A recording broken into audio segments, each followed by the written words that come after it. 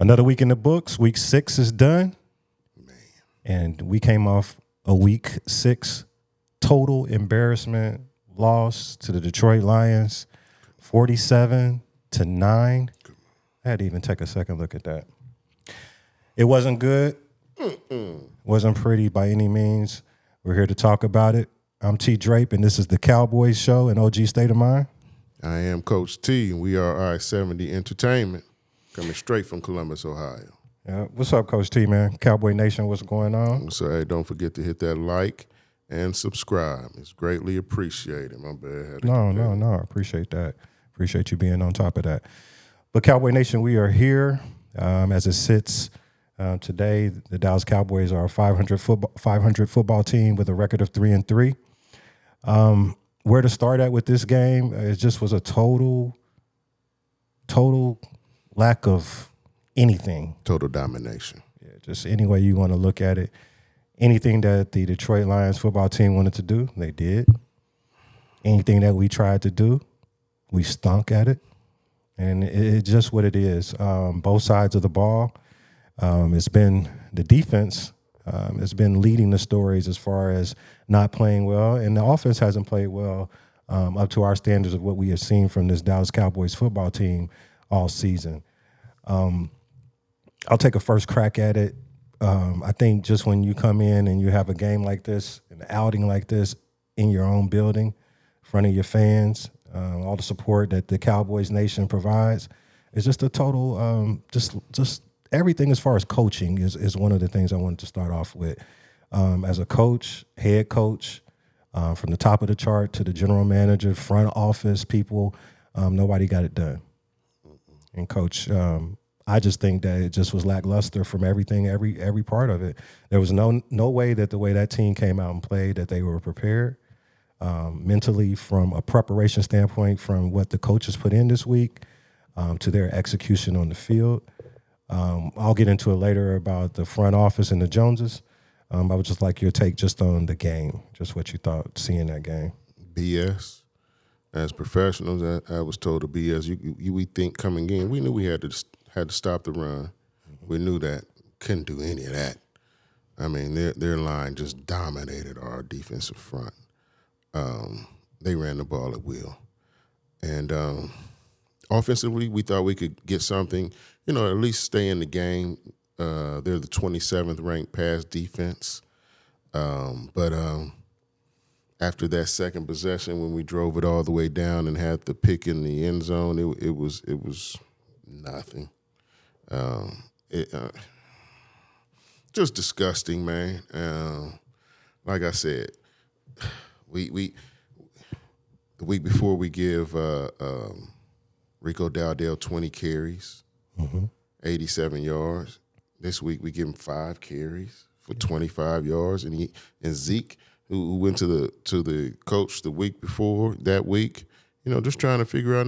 I don't think he was going in like I need more touches. I wouldn't think that, but he came out of that meeting getting more touches, and Rico averaged 5 yards a touch. Zeke was 2.7, somewhere around there, a touch. I mean, I don't understand it. I really don't. And like you said, we'll talk about the front office later because it's definitely a culture thing. Yeah, it's bad juju, and I like you said, we'll talk about this later. But it starts from top down, and we're talking about at the very top. Right. You had a great point. This Cowboys team, to be as good as they are as financial in the books, one of the top just franchises of any sport, it's ran like a mom and pop shop bodega corner store. That's the sad part about it. I mean, I don't look at it any different than the Cincinnati Bengals family running their team. Ours has just had the success, the branding. We're very good at that. But I think the other part about it is that it's more talk about how bad that they want to win. So we'll get into that more, but just piggybacking off of what Coach was saying, you have a guy, Rico Dowdle, who goes out and finally looks like, hey, we've got a running game. And to come back and only get 5 carries, It's heartbreaking. It's heartbreaking, and it makes you just you don't have to be a football guru to just ask yourself, like, what are they doing? Do they even know? And it just seems like for this to be a professional organization, the Cowboys, like I said, one of the top organizations, whether you like us as a fan or if you don't. But you have to respect the brand, but the football part of it and the X's and O's, I just don't understand it. I don't think Mike McCarthy and Mike Zimmer are just terrible guys as far as what they know as far as football and stuff like that. Right. But there's something about that culture.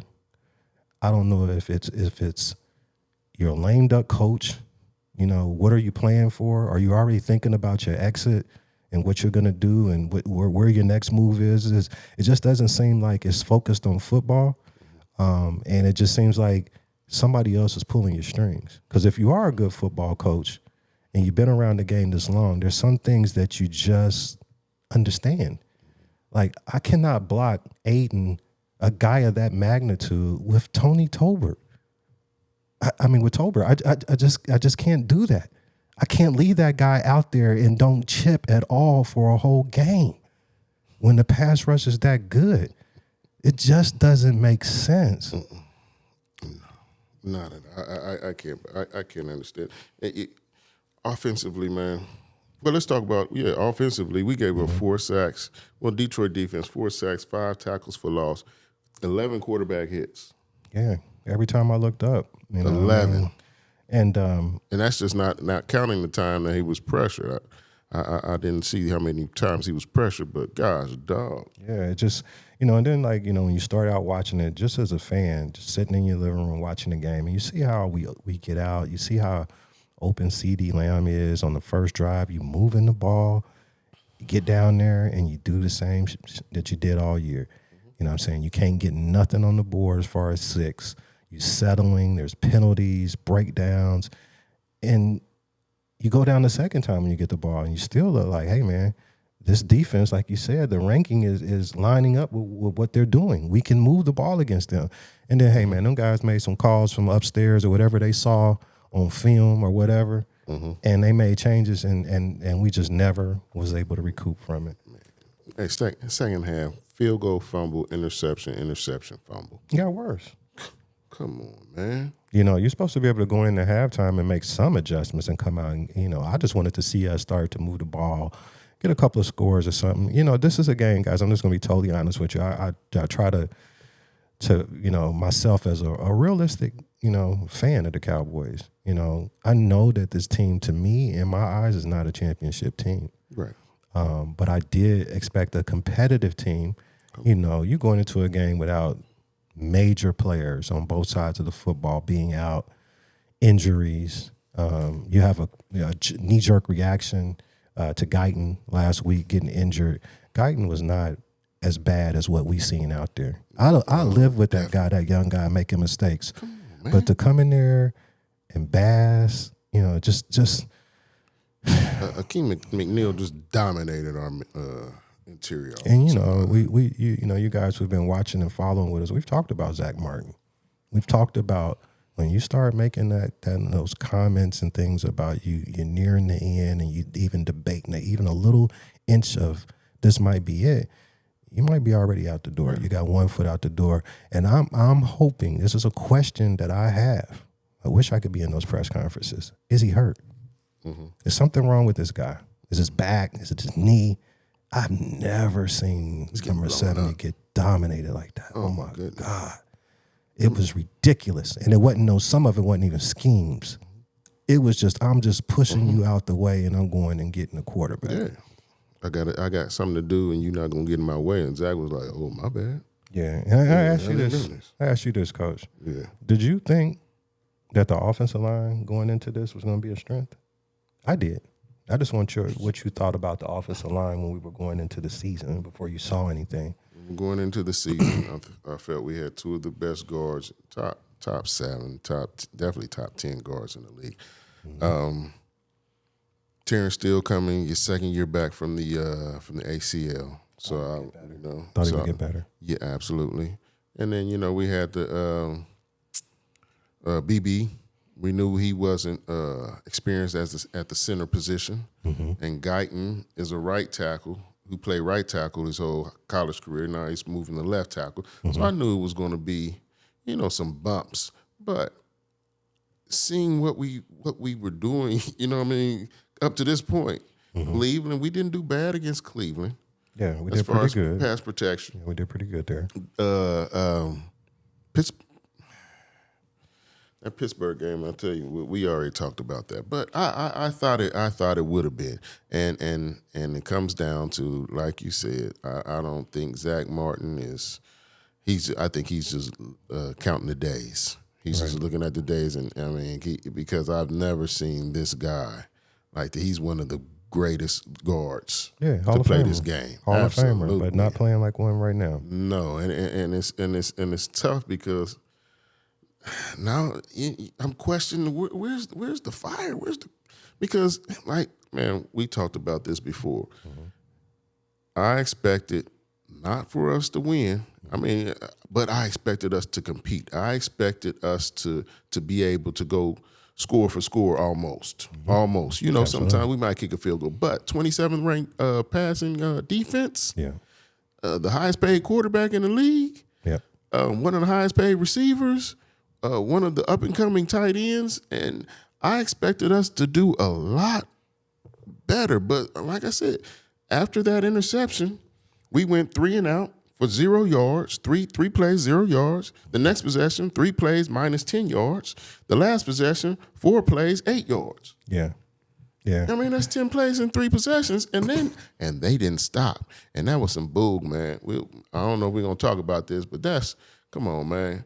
What they were trying to do to us, they were trying to really embarrass us with some flea flickers. You up 20, 30 points, you doing flea flickers.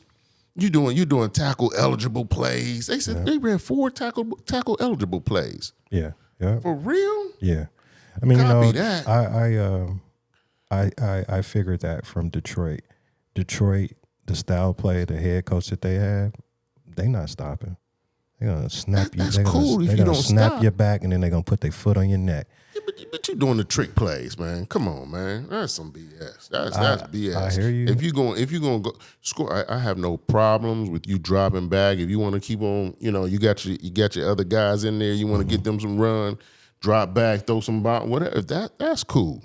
Yeah. But to do some trick plays, to try to get some more points, to try to really humiliate us, man, I was surprised McCarthy really shook his hand like that. Yeah, I he should have said something to him, man. What they do on the other side, what class they show, and how they handle, how they win, that's on them. You know what I'm saying? You don't like it, then play some damn football. No, I'm with you. That's just me, but I understand where you're coming from. There's a sportsmanship and stuff to the game that you do. Man. But they wanted to embarrass us, and you have to remember the way that they walked off that field last year, the way that they lost, the Jordan Lewis and Amon. The receiver for Detroit, the all week, the talking and all that, you talk that, you got to walk it, and we didn't. Absolutely. Just from a physical standpoint, not even just on the offensive side of the ball, the offensive line and the defensive line is terrible, and there's no way that you're going to win anything in the NFL or any form of football if you can't control the offensive line. If you can't control the trenches. Yeah. You don't have a chance. And you got these shiny weapons or whatever you want to put on the outside of the field, or these guys that's supposed to be quote unquote these all pros and everything. It don't matter, man. You know what I mean? These guys here came out and they just smacked us in the mouth, and we never reacted to it. You know what I'm saying? We ran home. You know what I'm saying? We ran home to mama type shit. So it just was bad, on the offensive side of the ball. We'll talk a little bit about the defense. There's not much to talk about. Come on, man. I am off of the Mozzie, whatever it was, train, whatever, people wanted to see Mozzie, give him opportunities and things like that. It's just not working out. I hope that something he catches lightning in a bottle and he's able to turn things around, but it's just not for a first-round pick. To be out there. And to me, with Mozzie, sometimes it's about the effort. It's about, do you really want to play football? And that's to me the question that kid's got to answer, because I'm just not seeing you know, even what I saw from the kid coming out of Michigan, I know the NFL is a whole totally different game, but I still go back to the comment about I don't like football. I just like to hit people. And right now don't look like you like football or you like to hit people. Either one of them. That's just bottom line, man. And you know, I'm frustrated, but I just see a lot of stuff out there that's just some straight BS, man. These guys like that, I wouldn't even. It'd have been in our days. It'd have been some guys that you may want to knuckle up with. You know, what I mean, if you're really that guy and you really want to win, like, because what I saw from number 7, from Trayvon Diggs, you know, getting beat, you know, that's going to happen as a corner. I understand that. Sometimes you're going to give up stuff, but son, Trayvon, man. You don't want to hit nobody. You don't want no parts of any contact. You don't want nothing physical. You know, and these guys out there, man, they licking their chops, man. You know, and you know, maybe the ACL, you're not back as far as your speed and your braking, but that has nothing to do with the effort. And you are a leader on that defensive team. Right now with Tank out, DeMarcus Lawrence and Micah Parsons, who else is out there that's probably one of the veteran tenure guys? You got the money. Yeah. You got paid. Yeah, you know definitely got that. Definitely got that. And you know, he hasn't. You know, he got paid and got hurt. Yeah, no fault of his. Right. But now it's time to, you know, now he's got to earn that money. You know what I mean? And he's throwing his arm out. He's throwing the chicken wings out. He's not trying to get dirty. If I was offensive coordinator, I'm running his side all day. Right. You know what I mean? You scheming everything. You barely got to block him. Right. That's one less player. You're playing with 10 players. Yeah. When you're running the ball. Yeah. So that's just some things that I saw. You know, the injuries, nobody cares about it. You know, this is the NFL. When you have players that go down, everybody has players that go down. We saw that for Detroit. You know, they lost one of the key pieces of their Super Bowl run. You know, but you got to pick up the pieces. You know, that didn't slow them down. They still was back there in Dak's face, you know, after he went down. So it didn't slow down their pass rush or even what they were trying to attempt to do. You just understand it's a next man up mentality. Yeah, I don't think we understood how much this game meant to him. I mean, but it's a professional football game.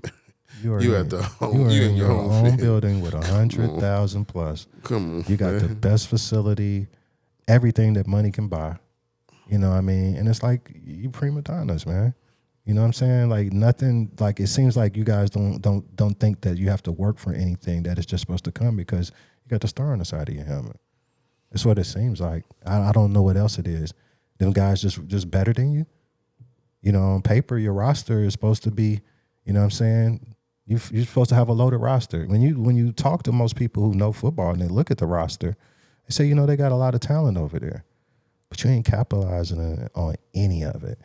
You know what I mean? And, you know, to just have people running wide ass open all day. I mean, all the routes, everything that they ran, regardless of what it is, it worked. And so there is a lot of soul searching that's got to go on within that building, within that locker room. Those players have got to just really look within. Coaches, everybody, you know, let's finish this thing in the right way. I, as a Cowboy fan, am not giving up on them, but I'm not going to come on here and sell y'all no pipe dream. You know what I mean? Absolutely. I'm not going to come on here and act like, you know what I'm saying, it is what it ain't. This is where we're at right now. We are struggling to be a 500 football team, and your schedule doesn't get any easier. Not towards into the back end. You get some games in there that you should win, but at this point, I'm not going to say you should win anything because we don't know who's showing up. We don't know who that is that's showing up on that field. I mean, you know, coming out from the break, we got at San Fran, at Atlanta, Philly at home, Houston at home, and at Washington. It doesn't get any easier. It doesn't get any easier. Washington gave you a game back, keeping things a little bit closer there in the conference. But when you've lost these games out here in the division, and I will say I do think Detroit Lions are the best team in the NFC from what I've seen to this point. But you losing these games early in the season, like thinking about, you know, you're going to get a bye, that's slipping away. You're going to have to win this division probably to even get in the playoffs. Then you get in the playoffs, it don't look like you're going to do nothing if you get there. And then you're going to be, what, middle of the pack, 16, 18 for a pick or something, miserable, where you don't want to be at. It is what it is. Let's talk a little bit about this coaching staff, Coach. We've talked about what we saw as far as the play on the field. I want to get your take on. Let's start off with Mike McCarthy, and then we'll move our way up the top of the chart. I mean, man, he's he's a lame duck coach. I mean, he's. I can't tell he's coaching for his future. I mean, with some of the things that's going on, some of the calls, some of the personnel decisions. Like I will never, for the life of me, understand why we keep bringing a receiver in, especially when they're playing man to man. And like you said, one of those times we had Toper trying to block Hutchinson. Yeah. You're trying to block Aiden. Well, I see some of the things. Even leaving Schoonmaker a lot of times by itself with him. No, you can't do that. I don't understand why we didn't leave 6 in there to protect sometimes, man, because we couldn't stop them from coming in. Just give him a couple of seconds. Not saying he was going to do something because, gosh, dog. Yeah, that's what I thought, the whole thing. I was like, well, maybe, they're bringing Zeke in, to help with this pass protection, but it was carries. And it's like you said, it's like, Zeke went in and he talked. I don't know if he talked to Papa Jerry or whatever. And he told him everything going to be all right. I'm going to go down there and talk to them boys. You're going to get you some more carries or whatever. But like you said, man, mom and pop stuff, man. Should have been like, well, this is what it is. Play better. And when you do get your opportunities, make the best of them. Now we're going to carve out and now we're going to give you, a whole segment in a key part of the game. Series. Come on, man. And I think that's what the culture starts up top with the man. You know what I mean, Jerry, and the culture that he's breeding is let's make this money. You my guys. You got some problem. Come to me, and I don't think he gives the coach the power that the coach needs. Not if I can go talk to you and I don't like what I hear, and then I can talk to Jerry because he's accessible like that. He's the manager that, I'm saying, I'm going to see him and I'm seeing in the locker room, probably break room, film. He's in everything, man. He's in everything. Him and, from what I understand, the Joneses have a meeting with Mike McCarthy after the game is over and they watch film. Don't say that. I'm just telling you what I'm hearing. They watch film together, and it's like, you're going to have to let me know what was going on. What was you thinking in this call? You know what I mean? Man, why do we do this? Why was that going there? Man.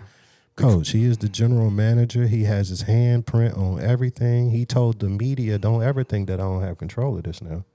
Man, somebody said, what are you going to need what are you going to have to do to take back control? He snapped like, hey, let me clear you up right there. I don't need to take back control. I got control. And it's, like I said, my favorite thing with him is I did it my way. That's how he's gonna go out. They're going to put that on his tombstone. I did it my way. And that's to the detriment of this organization. And to this fan base. Yes. Absolutely. So let me just say this to Cowboy Nation. I know, what I'm saying, it's tough, being a Cowboys fan. It's so many people that love this brand and love this football team and organization. Like I said, my advice is stay even keel. Don't get too high on the win, and don't get too low. Enjoy it, but man, this thing is set up for failure. You know what I mean? Because at this point, what they say when you insanity and you just keep doing the same thing over and you keep thinking you're gonna get a different outcome. At some point, you would think Jerry, if he loves this fan base so much, that hey man, I'm getting older. I'm 80-something years old now. Let me go ahead and get a guy in here, that can really run this team. I can still have some input, but let's let this guy, let's bring some new chemistry, some new ideas. His ego won't let him do that. It won't. His ego will not, because I think, we talk about this. I think it's a matter of he wants to win when he's in control. Yeah, like you said, he'll tell you that his way. Yeah, he doesn't. He wants to be. He wants. If we win the championship, everybody be like, Jerry, you did a great job. You put this team together. You did this. He wants all of that praise because he didn't get that in the first 3. It was Jimmy Johnson. Right. And the thing is, looking back, man, The only real coach that he gave the power to was the Bill Parcells. Right. And Bill Parcells really brought us back from the Dave Campo era. Mm-hmm. Dave Campo was there for 3 seasons, man, and won what 15 games? 15 games? Yep. You know what I mean? So he brought us back, and when he got the job, Quincy Carter was his starting quarterback.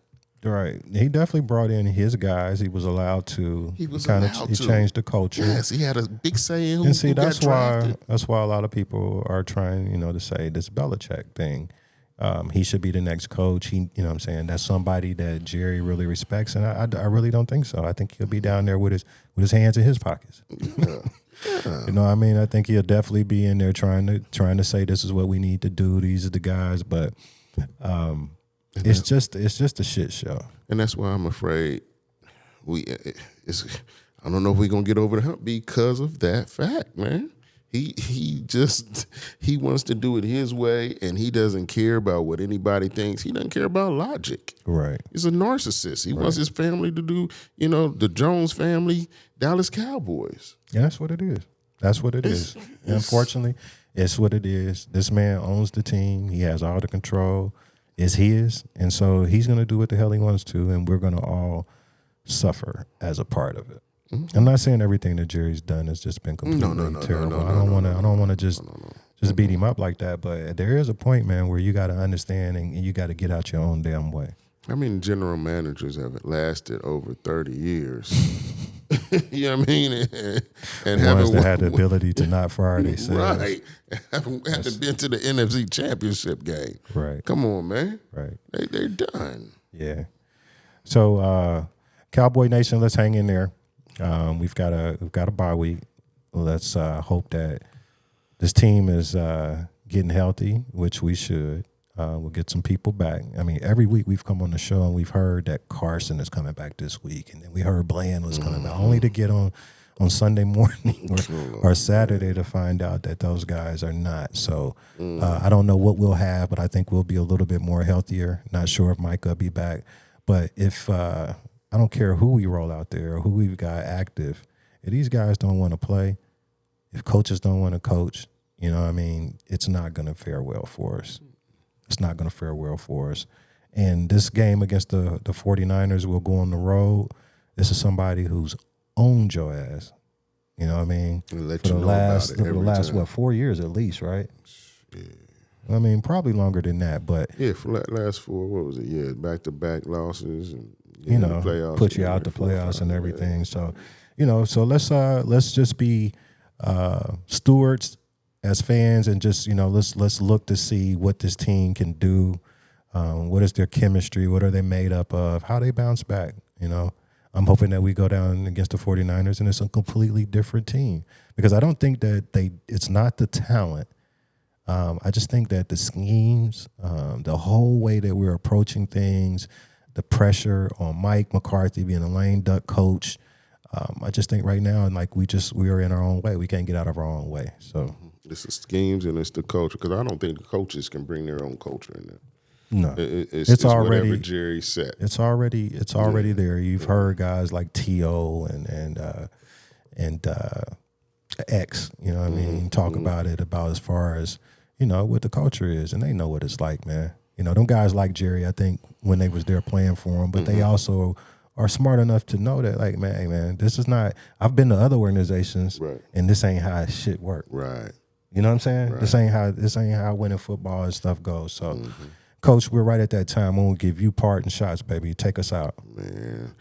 I told y'all I'm a creature of the moment, man, and it's tough, but I ain't never gonna. My allegiance will never go anywhere. I'm a Cowboy fan to the day I die. So it is what it is. We got to keep rooting them on, and hopefully this bye week, man. We'll see what happens. We'll see what happens. Usually in the bye week, like you said, you get healthy. Maybe we can change some of the things we're doing. We have some time to put in some new sets. I'm talking basketball now. My bad.